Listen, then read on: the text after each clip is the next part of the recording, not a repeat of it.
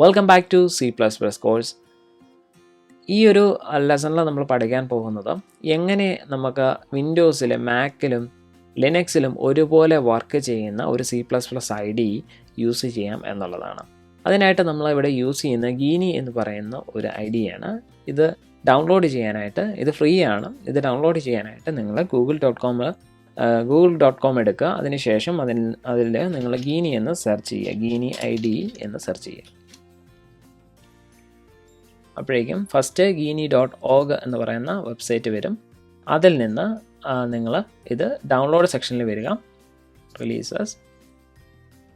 ഇതിൽ നിന്ന് നിങ്ങളുടെ കമ്പ്യൂട്ടർ ഏതാണോ അതിനനുസരിച്ചിട്ടുള്ള വെർഷൻ നിങ്ങൾ ഡൗൺലോഡ് ചെയ്യുക. ഇപ്പം Mac OS X ആണെങ്കിൽ ഈ ഒരു DMG ഫയൽ ഡൗൺലോഡ് ചെയ്യുക, വിൻഡോസ് ആണെങ്കിൽ EXE ഫയൽ ഡൗൺലോഡ് ചെയ്യാം.